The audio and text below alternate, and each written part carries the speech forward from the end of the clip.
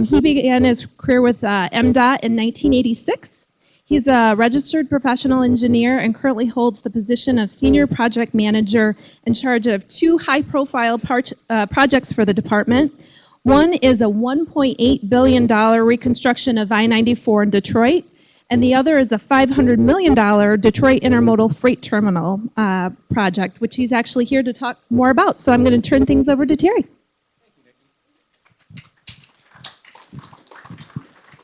And thank you, everyone, for giving me the opportunity to talk about the DIFT. The DIFT is a project that I've been working on for about 8 years now, and overall, the department's been working on it for over 20 years. It's been a project long in coming, and it's something that's a very high priority project for Michigan, and we are making progress. We've been working closely with the railroads for many, many years, and we are making incremental progress, and I'll talk about that today. I'll give a little overview about where we've been, where we're going, and then we can take some questions at the end. First of all, again, the Detroit Intermodal Freight Terminal study started out a long time ago with a feasibility study to determine, is this something that we can really do? Because it had been identified that there is a capacity need with the growth of intermodal freight. It was thought that there really isn't the capacity in the future to handle this growth. And so the DIFT is specifically a capacity improvement project for intermodal freight, and it addresses the needs of intermodal transportation in southeast Michigan. Now the purpose, this is taken right off the environmental impact statement, is to support the economic competitiveness of southeast Michigan and the state by improving freight transportation opportunities and efficiencies for business and industry. Now the need is, first of all, there's, as I mentioned, additional intermodal capacity is needed. We performed a feasibility study and did some projections, and certainly with that growth in intermodal transportation, there is a need for additional capacity. The need for the DIFT is also to provide better coordination between rail terminals. Now there's intermodal terminals scattered around the Detroit area, and the DIFT is designed to consolidate those terminals, and also to provide a better interface between public road system and the rail facilities. The DIFT, or the project, actually expands the existing Livernois Junction Yard. That's about a 300-acre facility in southeast Detroit, and we're proposing to expand it 169 acres. And that rail terminal's been around many, many years, so the neighborhoods have grown up around the rail terminal, making it difficult for trucks to get to and from the yard. Well, they can't get there as efficiently as we would like.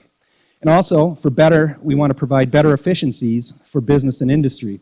We've been working throughout the DIFT project with the General Motors, Chrysler, Ford, to talk about what their needs are, and they strongly support the DIFT. GM and Chrysler said that this is a great idea. Ford certainly said this meets their needs. We want to provide a better connectivity between railroads. The rail system around the Detroit area has been called a spaghetti bowl of tracks. Not only does the DIFT expand the terminal itself, but it also makes improvements to the interlockings around the terminal. It doesn't really do much good to improve the capacity of the terminal if you can't get to the terminal. So there's a significant amount of work to provide better connectivity between the railroads and improve the rail system external to the yard. Now this is the real driver of the DIFT right here. Is if you look on the right hand of the chart, the current capacity is about 345 lifts per year, and that, based on our projections, that's a 251,000 to 382,000 lift deficiency. And the lift that's the actual movement of the container to a truck and vice versa. So, and that's projected out in 2025. And as I said, we've been at this a long time. Back in '93, we started this early assessment of vision and need. We began, and then we followed up with a feasibility study and found that yes, the DIFT is feasible, and we started to move forward on that. We began the environmental impact statement process and looked at many alternatives, and we moved forward with the EIS and had our public meetings, presented the DIFT to the public, went through the FEIS, final environmental impact statement project, and then finally in 2010 we got our record of decision. The record of decision is the approval from the Federal Highway Administration to move to subsequent phases of the project, like construction, right-of-way acquisition, and ultimately, well, onto construction. So we've got a record of decision in 2010. Now all we need to do is secure the funding that's necessary. Public comments. We had many public meetings to seek input from the public. As I said, the Livernois Junction Yard it's in southeast Detroit, around neighborhoods, and there certainly was a lot of concern from the neighborhoods that we were expanding the yard in this area. So what we learned through gathering 700 pages of transcripts and comments and 1,300 individual comments is that the no action alternative is not acceptable. Through all the discussions with the neighborhood stakeholders, they found that it would be better to get government involved in the expansion of the Livernois Junction Yard rather than the railroads expanding on their own based on their needs. So they saw government as a partner, and they said, yeah, let's move forward with this DIFT, and that'll get government involved, and through government, the neighborhood stakeholders would have a say in how it expands. One of the things we heard was to minimize the footprint of the Livernois Junction Yard, to provide the size and the acreage that's needed, but don't go beyond what is needed or what's projected, so that there wasn't an expansion and then later on another expansion that would only increase the impacts to the neighborhoods. And as I had said, the trucks are going through the neighborhood currently. What we heard over and over is get the trucks out of the neighborhood, provide a better route to our interstate system. So what the selected alternative for the project does, it consolidates the intermodal operations of CSX, Norfolk Southern, Canadian Pacific at the Livernois Junction Yard in southwest Detroit. The Canadian National is also involved in the project. They've been a good partner throughout the whole process also, but they've determined that they will participate in the external improvements, the rail lines outside the terminal, but they don't need to move to the Livernois Junction Yard. They've got a current terminal at the Moterm terminal in Ferndale that they're happy with, and they say they have enough capacity there. So they are a strong partner in the DIFT, participating in the external improvements, the improvements to the yard, to the tracks themselves. The selected alternative reduces the footprint of the Livernois Junction Yard. I've got a graphic that shows that. It promotes collaboration between MDOT, community, railroads to expand the yard. We've got a strong partnership built with the neighborhood, and we'll continue to work with the neighbors as we expand the yard. It also provides a direct truck route that I'll be talking about from the Livernois Junction Yard up to I-94. Now this is a map that just shows the existing terminals that we were working with through the development of the DIFT. The CN Moterm terminal to the north, CP Oak is still existing, the Livernois Junction Yard is where the consolidation will take place, and then the CP Expressway, that is no longer, that terminal at one time was right by the Michigan Central Depot in downtown Detroit.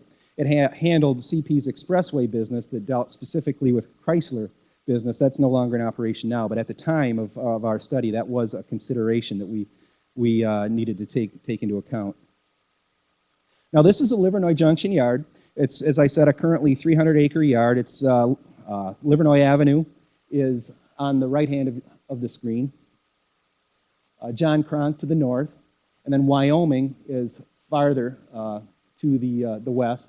And this is, as I said, south, right in southwest Detroit.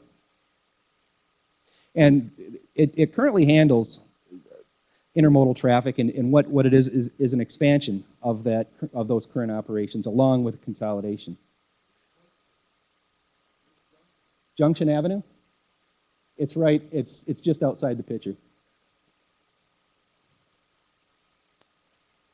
And so what we have here is this graphic shows as we move along through the development of the DIFT. As I said, we had to minimize the footprint of the yard. And this graphic shows the red along there is the existing boundary. And as we worked closely with the railroads, did capacity studies, and we were able to decrease the footprint of the yard. Originally, it was about a 300-acre expansion. We through sharpening our pencil, we were able to wind it down to about a 169-acre expansion. And then finally, our selected alternative with CP containers on the north side of the existing yard. Again, the red line shows the existing boundary. Norfolk Southern Triple Crown on the south side. Norfolk Southern here, and then CSX, those are existing here currently just expanding. And through that work, there's 22 fewer businesses that need to be acquired, and that was very important to the local stakeholders, and 96 fewer acres that had to be acquired. Now, as I said, we're now acquiring 169 acres, and that includes 28 single-family homes, 4 multiple family homes, and 29 businesses or institutions. And the truck routes were really important. Currently, all the traffic goes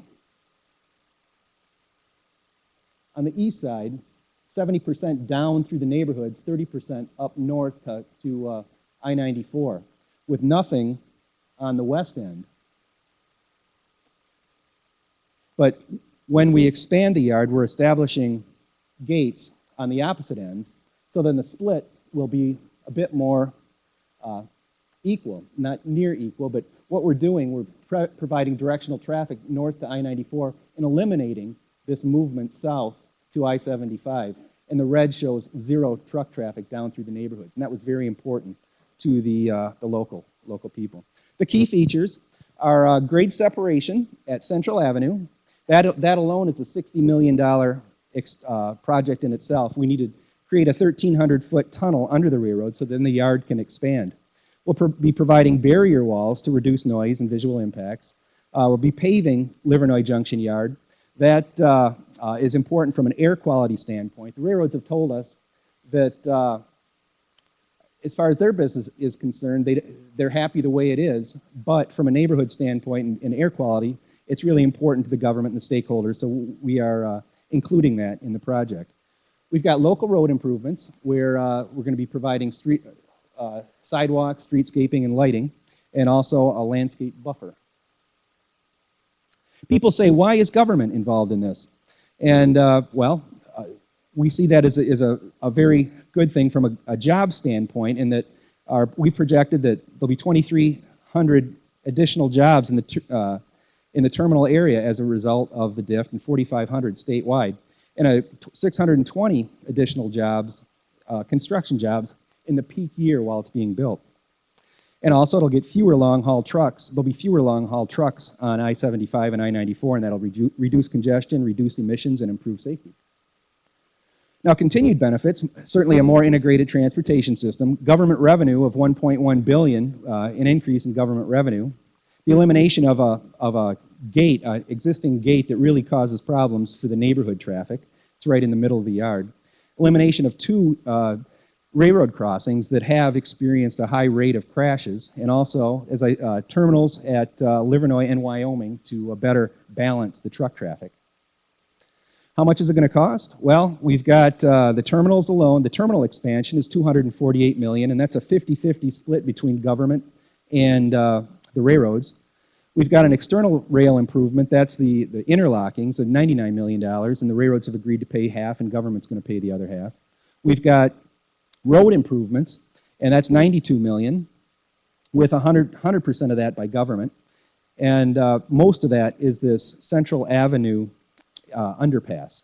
Then we've got land acquisition and relocation is $100 million, and what the government is proposing to purchase that right of way and then lease it back to the railroads at fair market value.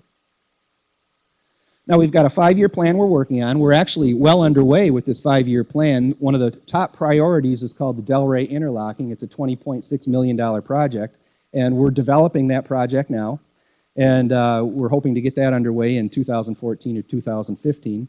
And then we're working on a project agreement, the beginnings of the project agreement to develop that.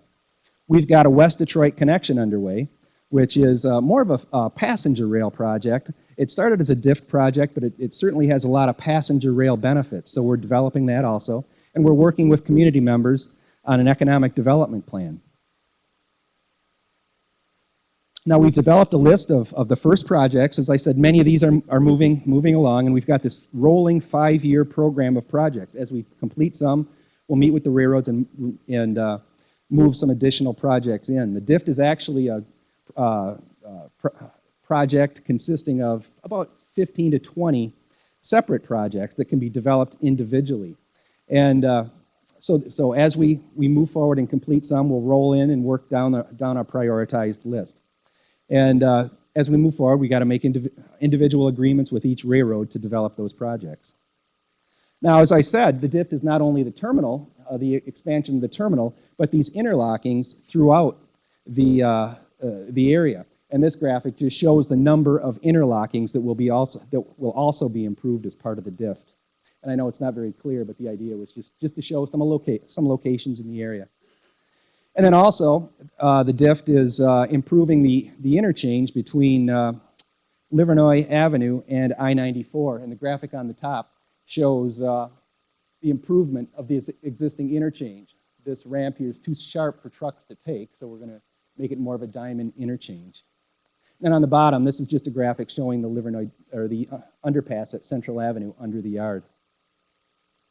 And this is just a list to show the number of projects. The top group is a prioritized list in the first 5-year plan that we're working towards. And then as we move down, we'll continue to add these projects. So the DIFT is a large project, about $539 million, but it is broken up of several individual projects. And again, this is just to show that the DIFT is individual projects. And that's the DIFT.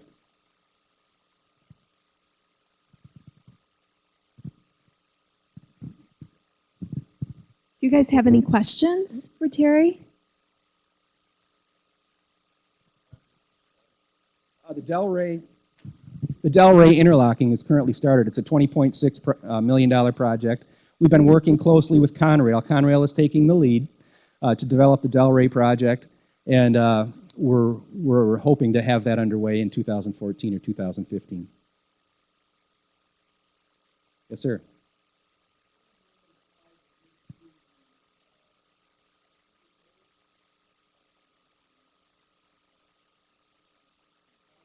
Right. That is currently, the CP would move that operation to the Livernois Junction Yard, but CP Oak is actually owned by CSX. So what CSX does with that, we don't know, but that business would be moved to the Livernois Junction Yard. Not that we know. We're not aware of any.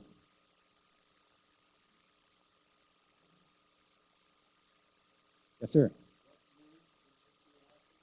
Oh, that's an area where a number of tracks come together, where the trains actually switch between tracks to tracks. And the Delray interlocking has approximately 60 trains that come through that area. And as a result, there's many times trains have to sit for hours and hours and hours until another train passes.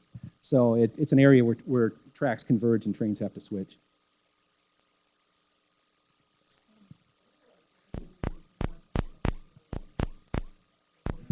Yes. Yeah, it's an existing intermodal facility. Yep.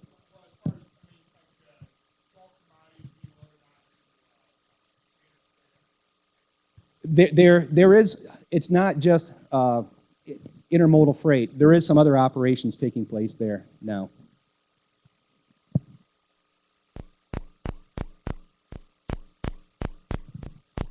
Would we track this work through the normal MDOT website to see upcoming bids? We haven't, a lot of the work will probably be done by force account through the railroads. So it may be contracted through the railroads is the way we see it.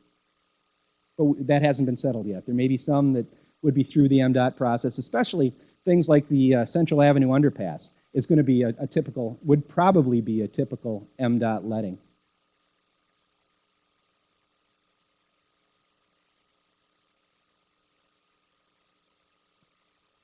Well, thank you all very much. Appreciate it.